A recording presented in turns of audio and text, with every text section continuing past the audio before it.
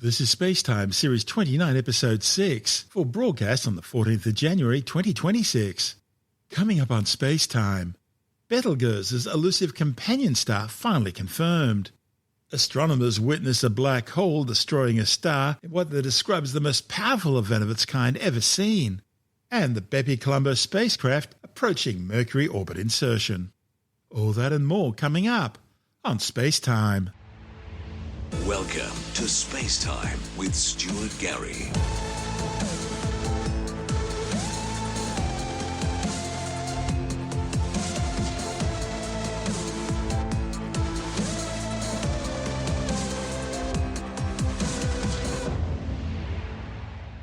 Astronomers have confirmed that the red supergiant star Betelgeuse does have a smaller companion star. Using new observations from NASA's Hubble Space Telescope, together with ground-based observatories, astronomers traced the influence of the companion star named Saguara as it ploughed through the gas around Betelgeuse. Betelgeuse is the brightest star in the constellation of Orion, the Hunter, marking Orion's shoulder.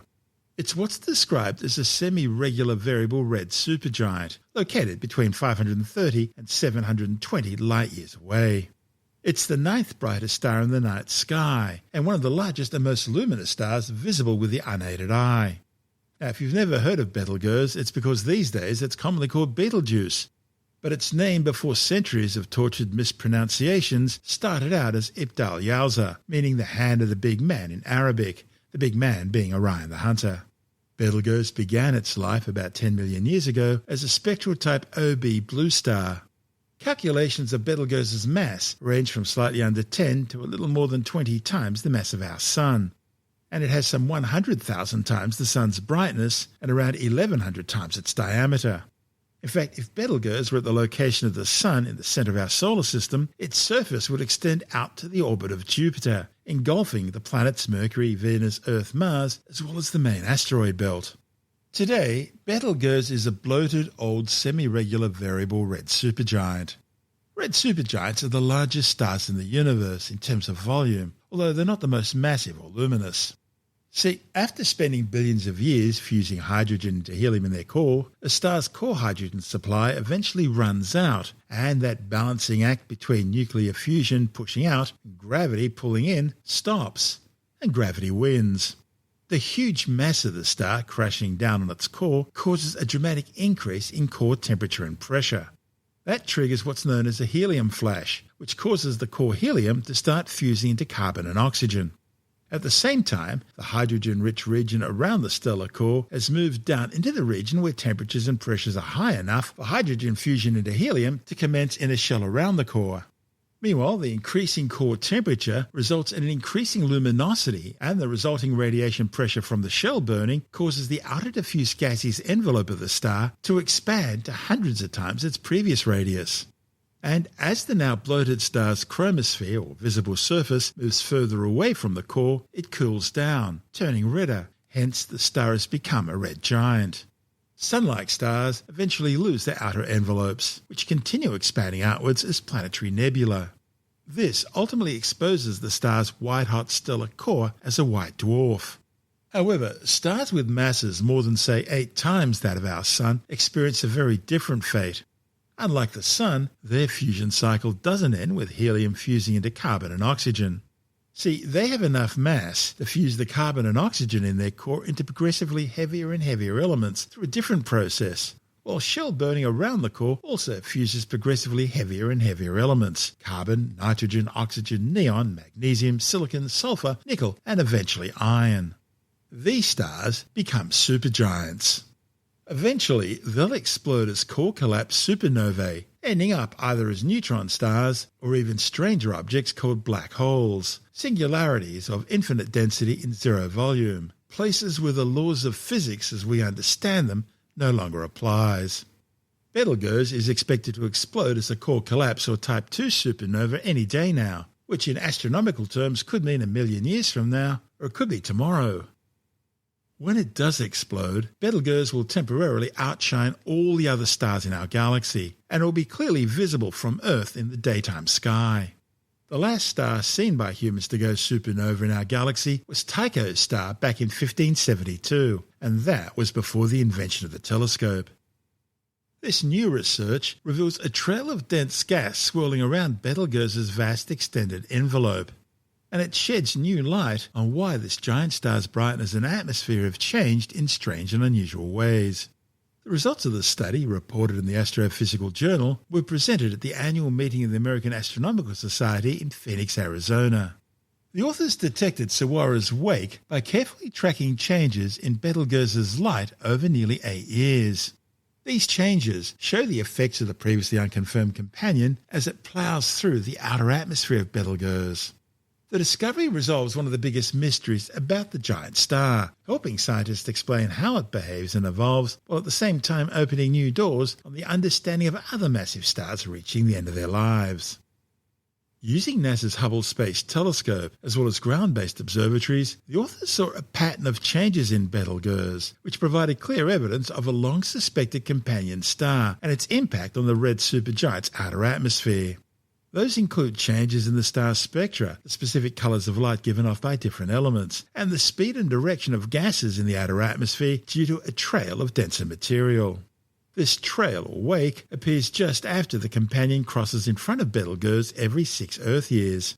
The study's lead author, Andrea Dupree from the Harvard and Smithsonian Center for Astrophysics, says it's all a bit like a boat moving through water.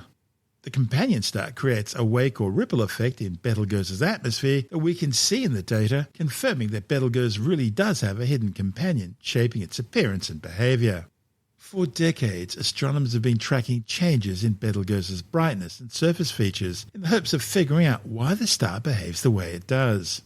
That curiosity intensified after the giant star became unexpectedly faint in 2020, going from the 9th brightest star in our night sky down to around 20. 2 distinct periods of variation in the star were especially puzzling for scientists. A short 400-day cycle recently attributed to pulsations within the star itself, and a longer 2,100-day secondary period. Until now, scientists had considered everything from large convection cells and clouds of dust to magnetic activity, but the possibility of a hidden companion star was also there. Recent studies concluded that the long secondary period was best explained by the presence of a low-mass companion orbiting deep within Betelgeuse's atmosphere, and scientists have reported a possible detection. But until now, astronomers lack the evidence to prove what they believed was happening. So, now for the first time, they have firm evidence that a companion star is disrupting the atmosphere of the supergiant. Dupree says the idea that Betelgeuse had an undetected companion had been gaining popularity over several years now. But without direct evidence, it was nothing more than an unproven hypothesis. Finding the wake of its companion means astronomers can now understand how stars like this evolve, how they shed material, and eventually how they explode as supernovae. With Betelgeuse now eclipsing its companion from our point of view, astronomers are planning new observations for the next emergence, but that won't be until 2027. Needless to say, we'll keep you informed. This is SpaceTime. Still to come, a black hole destroys a star in the most powerful event of its kind ever seen. And the joint European Space Agency JAXA BepiColombo mission is now nearing Mercury orbit arrival following its 7-year journey. All that and more still to come on SpaceTime.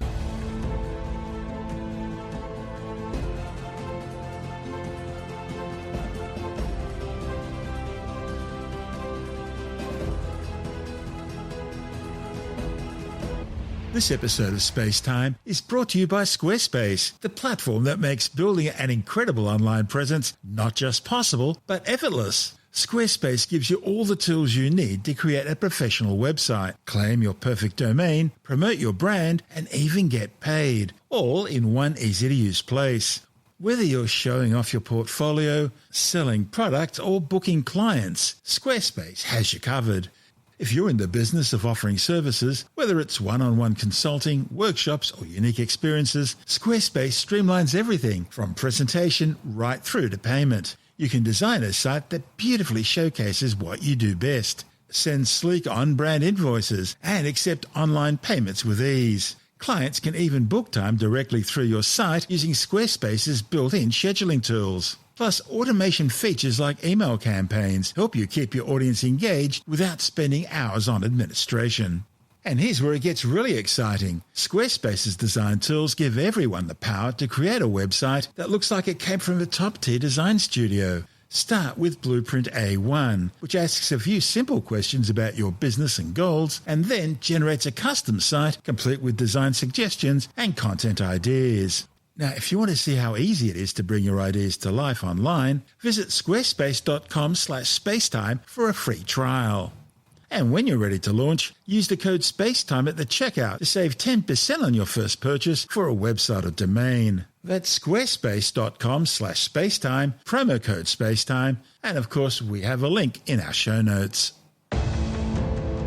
This is SpaceTime with Stuart Gary. Astronomers have witnessed a black hole shredding and devouring a massive star on a scale never seen before.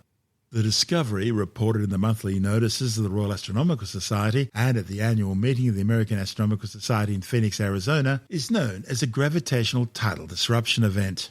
It's thought to have been caused by a stellar mass black hole ripping apart a large companion star in a binary system. Black holes are gravitational wells of infinite energy and zero volume, known as singularities. As the hapless star is torn to shreds by the black hole's gravity, its remains form an accretion disk around the black hole, before eventually passing a point of no return called the event horizon, beyond which it falls forever into the black hole's singularity. The study's lead author, Daniel Perley from John Moores University, says it's a rare and awe-inspiring phenomenon. The resulting explosion is one of the most powerful cosmic events in history, and the amount of energy being released briefly reached 400 billion times that of the Sun, and exceeded even the most powerful known supernovae. Now, black holes have been observed devouring stars before, but never on this scale. The spectacular event, catalogued as AT 2024 WPP and nicknamed the Whippet, was detected using the Zwicky Transient Facility at the Palomar Observatory in California. Perley and colleagues realised the event might be a luminous fast blue optical transient, a rare and poorly understood type of visual event associated with the destruction of stars. Within a day, the authors obtained observations from the Liverpool Telescope in the Canary Islands and from NASA's Swift Space Telescope in Earth orbit, confirming that this object did indeed have the expected properties of a luminous fast blue optical transient. It was very blue and it was producing X-rays.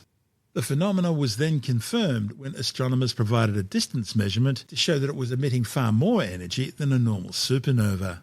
Perley says this was many times more energetic than any similar event and more than any known explosion powered by the collapse of a star. Not only do these events help astronomers identify black holes, they provide a new way to identify where black holes occur, how they form and grow, and the physics of how this happens. Further investigations of AT 2024 WPP revealed that it also produced a powerful shock wave that propagated outwards at 1/5 the speed of light into dense surrounding gas, before suddenly fizzing out about half a light year away. As material in the accretion disk spirals towards the centre, it heats up to extreme temperatures, releasing both X-ray radiation and a powerful wind of gas and particles which crashes into material that was shed by the star before its final demise, producing the luminous blue optical and ultraviolet data seen in the first few days, as well as all the radio and millimetre data that's also been detected.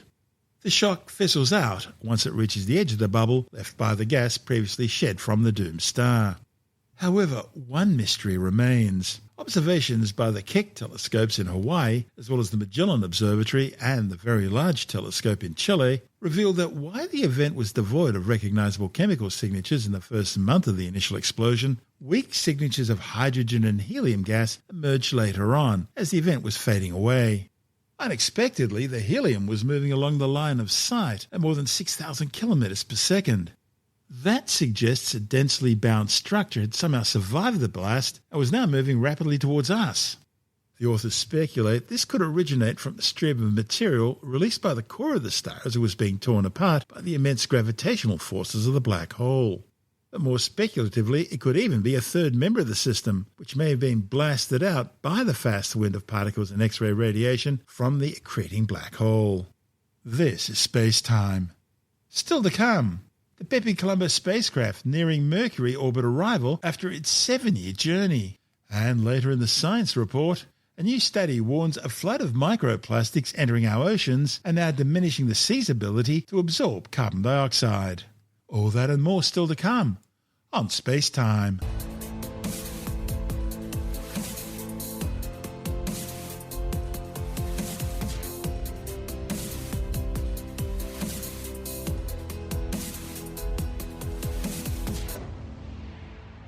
The BepiColombo spacecraft has now entered the final year of its 7-year journey to study the mysterious world of Neptune, the closest planet to the Sun.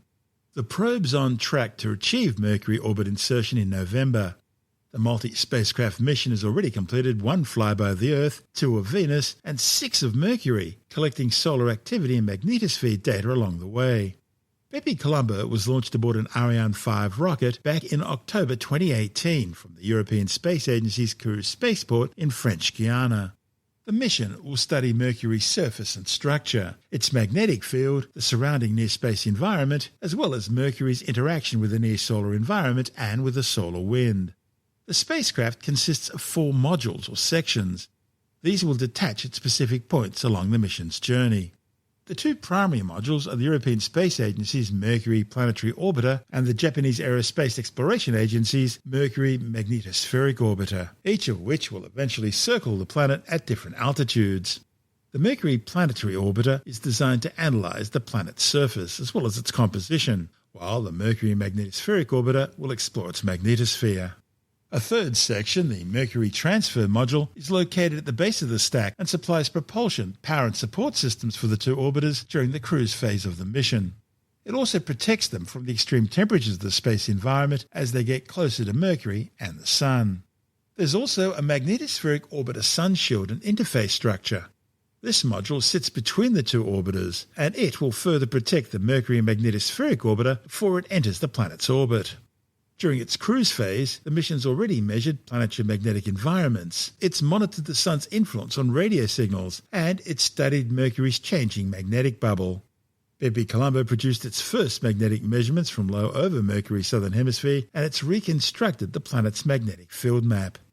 These were compared with earlier data from an Earth flyby back in 2020 and a Venus flyby in 2021. The spacecraft also sent back recordings that capture its passage past the planets, including gravitational and temperature effects and component movements.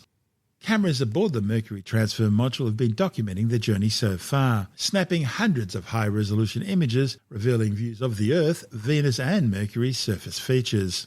Once at Mercury, the stacked spacecraft will separate. ESA's Mercury Planetary Orbiter will closely scan the surface in multiple wavelengths, measuring topography and composition, while JAXA's Mercury Magnetospheric Orbiter will orbit at a greater distance, specialising in magnetic and particle environment studies. The unstacking event will allow all scientific instruments aboard the spacecraft to operate at their full capacities. Scientists are expecting new high-resolution surface scans, analysis of polar craters, and enhanced studies of magnetic fields, dust and exospheric sodium. The mission will begin science operations early in the new year, with both orbiters collecting data during nominal 1-year missions that may be extended by another 18 months.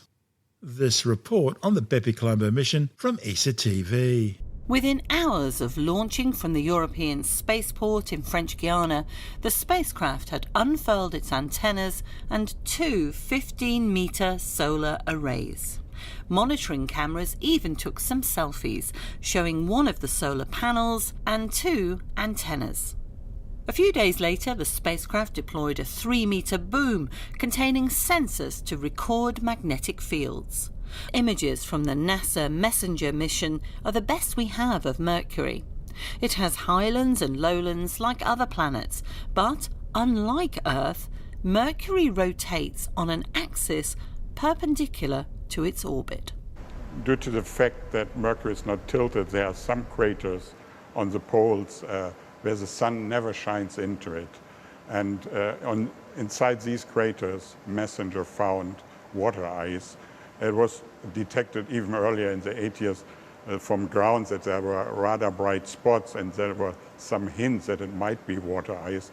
But now from Messenger, we are pretty sure that we have water ice in craters. And that's pretty much surprising. Think about it. You have a planet on the surface 450 degrees, and then you have water ice at the poles. It's kind of unbelievable. Fortunately, there's an instrument on board called MERTIS, which can measure the surface temperature directly to see if it's cold enough for water ice. Knowing the makeup of the planet's dark surface is also important. A team at DLR, the German space agency, have built a special chamber to heat up samples to examine how they behave at high temperatures. These can then be compared with what will be found on the planet. Planetary scientists are unsure how it formed. It could have originated beyond Mars, with an impact pushing it closer to the Sun. Or it could have formed at lower temperatures in its current position. If so, current theoretical models will need a rethink. And one of the things why I like working on Mercury is we need to understand Mercury in order to understand how planets form. If we have a model that forms all planets but not Mercury, that model is basically useless because you need to get that one as well. NASA's MESSENGER mission did a great job, but BepiColombo consists of 2 orbiters using complementary orbits with more combined instruments. Plus, unlike MESSENGER, it will obtain high-resolution images of the entire planet. The planet is also shrinking in size, possibly due to cooling. Plus, there may be active volcanoes, so there is much more to learn. Mercury is a very mysterious planet. Every time we went there, we found new surprising results. And that is the reason why we do BepiColombo. And we hope with BepiColombo, on one hand, we are able to answer many of these new questions. But I'm pretty sure we found a lot of new surprising results which raise new and other questions which we then need to follow up. And in that report from ESA TV, we heard from ESA BepiColombo project scientist Johannes Berkhoff and DLR planetary scientist Jorn Hilbert. This is SpaceTime.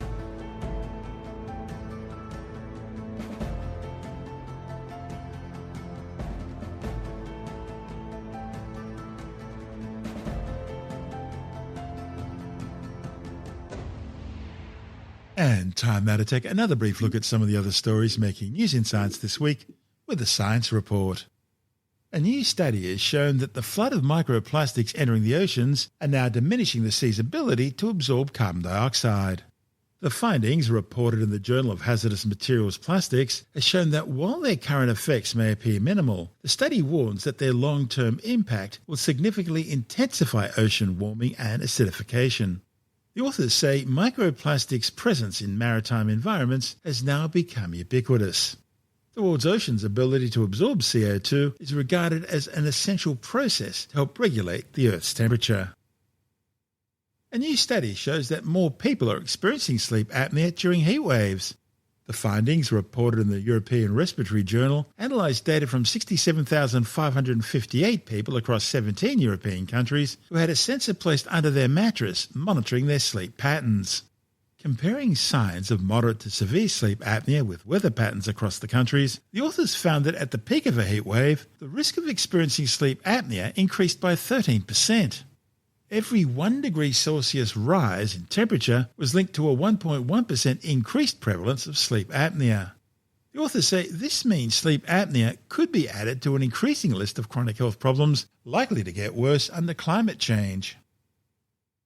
A new study has shown that seafaring hunter-gatherers were accessing remote Mediterranean islands like Malta thousands of years before the arrival of the first farmers.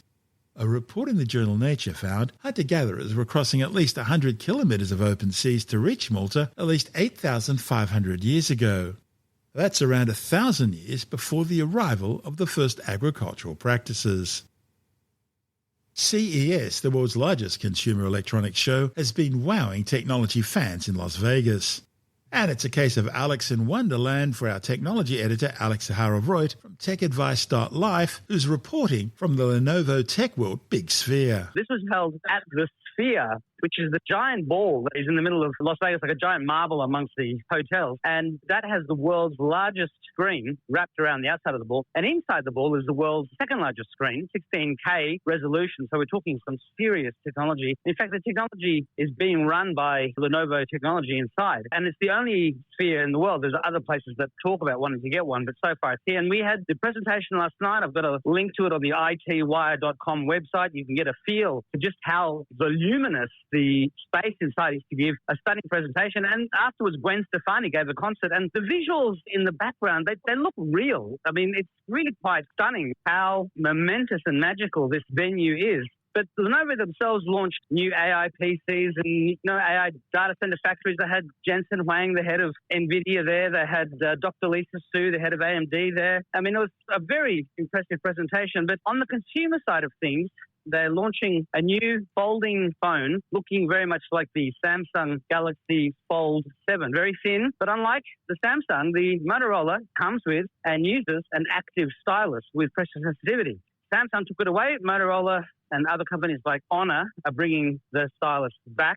They also had a World Cup FIFA edition of the Razr flip phone, but also a very slim Motorola signature phone. Now, this one has got 4 50-megapixel cameras, 3 on the back, 1 on the front. It's got stylus capability. It's noticeably thin and light, and it is Motorola's answer to the Samsung S25, or what will be this year, the S26 Ultra. And it's a move by Motorola, which is part of Lenovo, to go into a higher-end space while still having phones that are, starting at $199 or $299. I got a press release today from Motorola about the G57. Looks very similar to the Motorola Signature. It's the same sort of styling, same sort of look, but obviously lower amounts of RAM and process. But one of the cool things that they displayed was 2 new versions of its laptops that have a rolling screen that rolls vertically, or a different one rolls out horizontally to create a bigger space. So at last year's CES, perhaps the one that before that, they had a screen that could extend from the normal 16 by 9, 14-inch size, but it could rise upwards and give you a larger, more squarer-looking screen.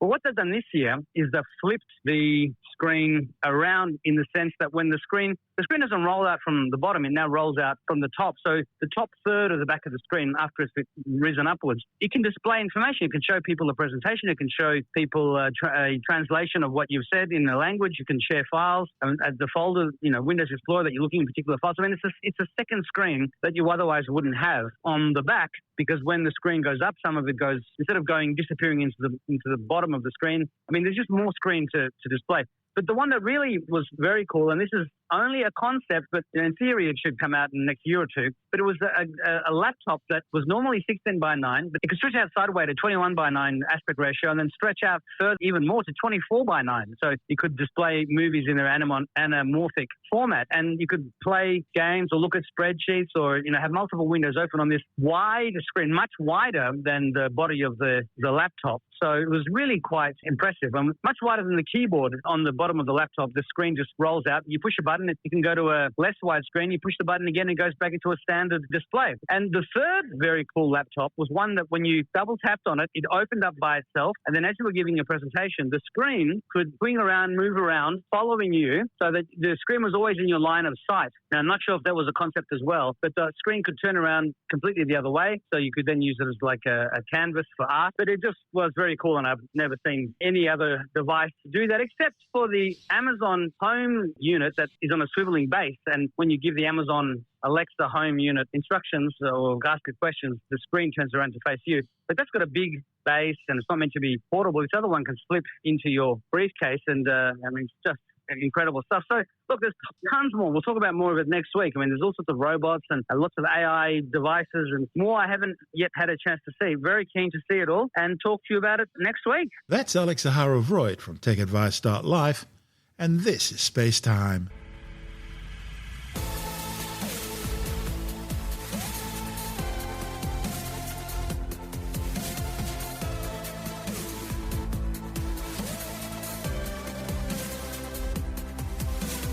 And that's the show for now.